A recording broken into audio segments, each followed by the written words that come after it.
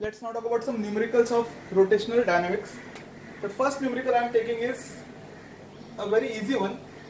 It is 19th numerical, in which they are talking about a ring. Okay. The mass of the ring is given as 1 kg and its moment of inertia about diameter is also mentioned as 1 kg meter square.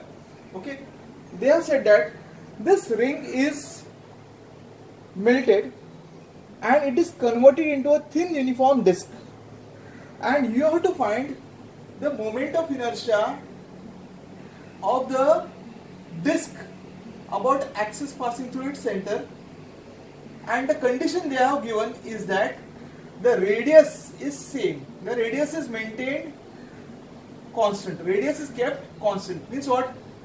The radius of the ring and radius of the disc both are same. I repeat once again. There is a ring of mass 1 kg and moment of inertia of the ring about its diameter is 1 kg meter square. This ring is now melted and converted into a uniform disc, and you have to find the moment of inertia about axis passing through center of the disc. Now, radius of this disc is same as that of the ring. Okay. Now, see carefully in the solution. First of all, let us understand what is moment of inertia of a ring with axis passing through diameter.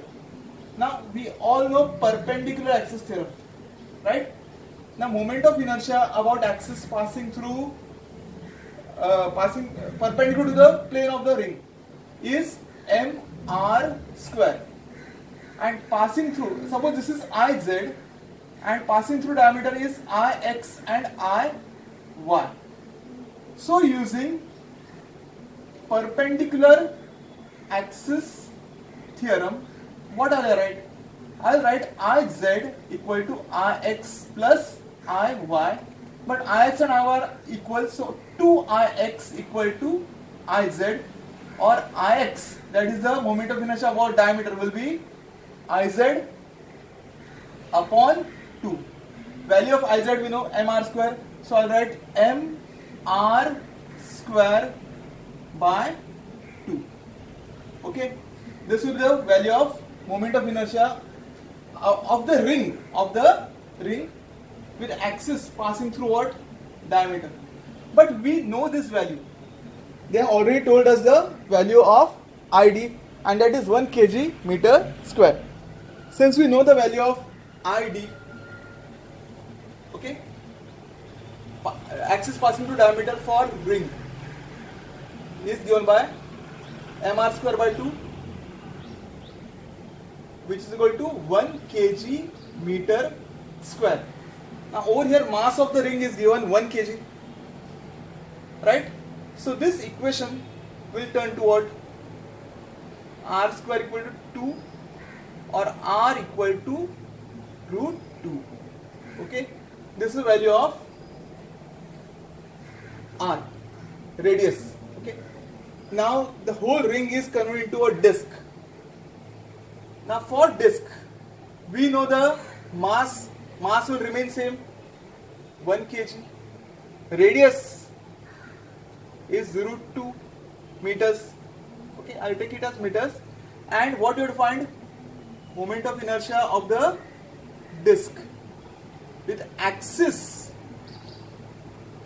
passing through center and perpendicular to plane. Now in that case, I'll show you by diagram.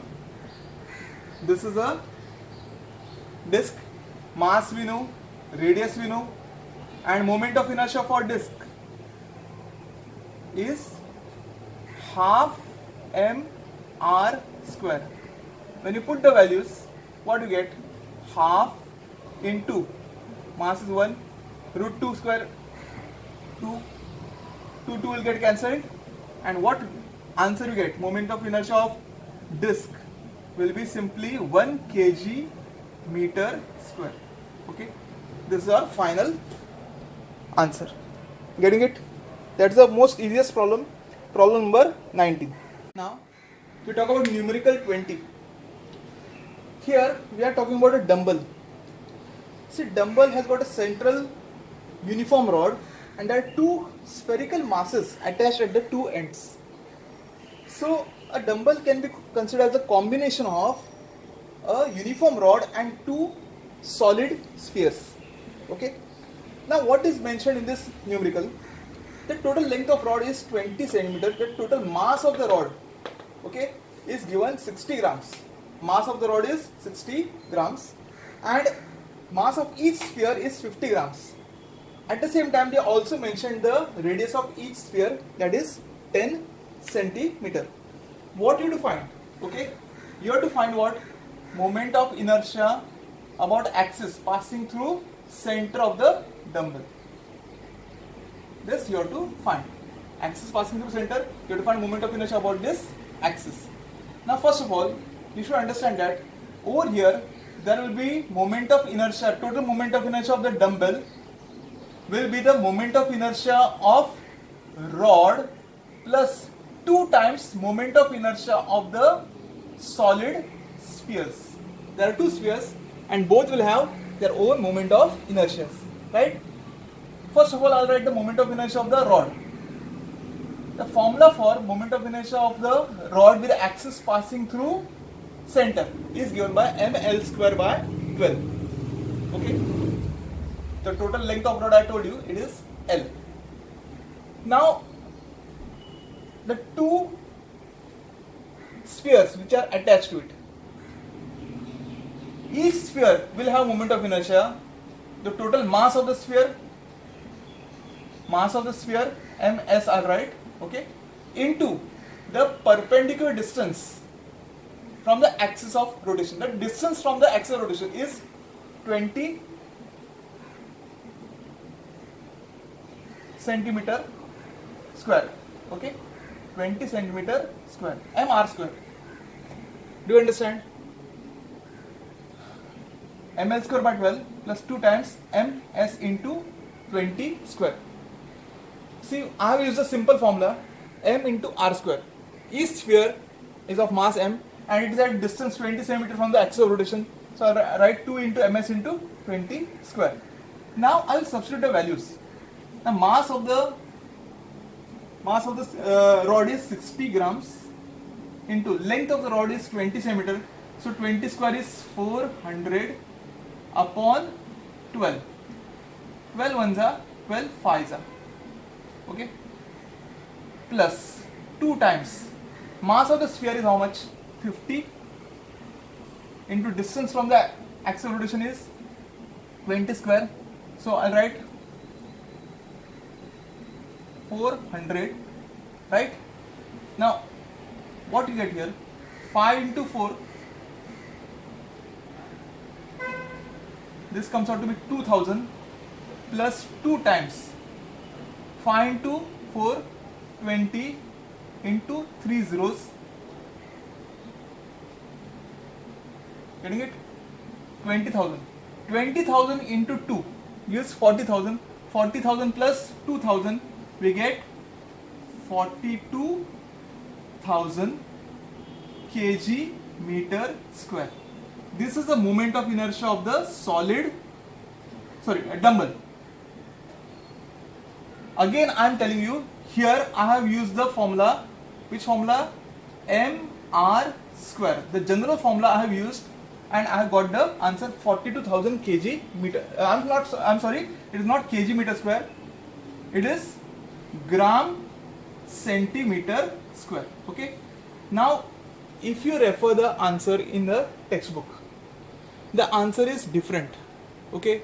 Now, I will not comment on the answers in our textbook because in the first year of printing of textbooks, there are bound to have many mistakes. So I am firm with my answer. The answer should come 42,000 gram centimeter square. In textbook, the answer is differing. My method is 100% correct, and this is the correct answer. hopefully in the next edition, next year, you will have this answer printed in your textbook. Okay, so please take note of this change. This is the actual answer we get for the moment of inertia of a dumbbell. This is numerical 20. Now we talk about numerical 14. What is given in this numerical? See, there is a banked road. If you recall my videos, earlier videos, I had taught you about banked roads. They are asking you to find the angle of banking, and what they have mentioned? They have mentioned the radius of the circular tap. The radius is 72 meter, and the safety speed on this particular road is 216 km per hour. Right? They are asking you to find theta and at what height the outer edge should be raised over the inner edge. Okay? These things they are asking you. And one more thing, they have mentioned that the width of the road is 10 meters. Okay? Width of the road is 10 meters.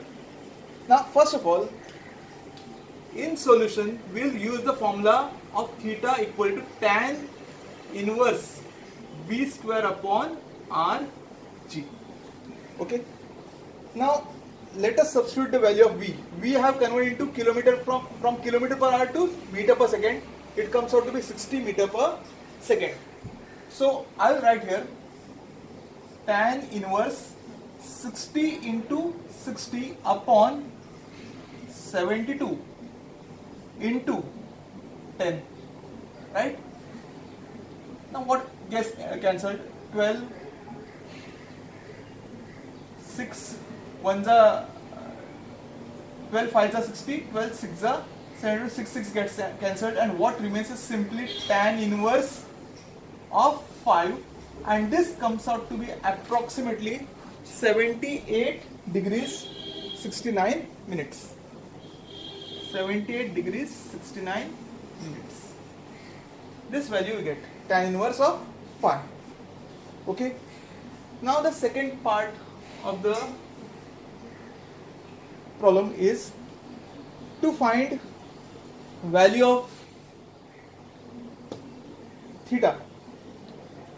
To find the height of outer edge over the inner edge. H you have to find. Now in this part, see here, the width of the road is L equal to 10 meters. Okay, and height of this road we want to find. Theta is now 78 degrees 69 minutes or 78.69 degrees. Now I use the formula sin theta equal to H upon L, or H will be L sin theta. This is nothing but L is what, 10 into sin 78 degrees 69 minutes. What is that? It comes out to be 0.98. Okay, it comes out to be 0.98, and that's why the final answer will be 9.8 meters. The height of outer edge or inner edge will be 9.8 meter. This is our final answer. Now, numerical 15th is based on numerical 14th. We know V, we know R, okay, G. They are asking you if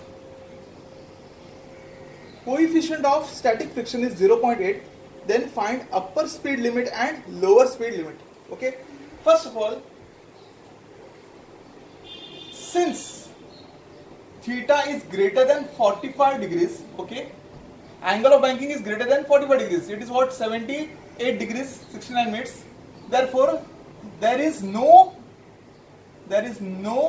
upper speed limit. Understand this. If theta is angle of banking is more than 45 degrees, there won't be any upper speed limit. Now lower speed limit will be written as V equal to square root of Rg tan theta minus mu s upon 1 plus mu s tan theta. Okay, this is the formula for finding lower speed limit. Square root of rg into tan theta minus mu s upon 1 plus mu s tan theta. So now we have to find the lower speed limit. We use this formula which I told you, under root rg into bracket tan theta minus mu s upon 1 plus mu s tan theta. So what we get is v equal to square root of r into g. R is 72 meter into g is 9.8 into bracket mu s tan theta is 5 minus 0.8 upon 1 plus 5 into 0.8. Okay, now what you get here, this comes out to be 72 into 9.8. In the numerator we get 4.2, in the denominator we get 1 plus 5 into 0.8. 0.8 into 5 is what? 4. 1 plus 4 is 5.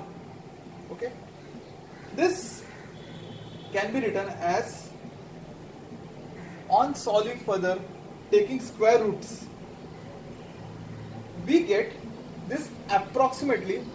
When you take square root of all these terms, when you multiply this, I am not showing you using log tables, you can do this at home. Okay, multiply this, what answer I get is 24.3 meter per second, and if you convert in kilometer per hour, okay, you have to multiply by 18 by 5, it comes out approximately 87.48 kilometer per hour, which is matching with the answer given in a textbook. This is the lowest speed with which the vehicle can be driven on the banked road. Okay.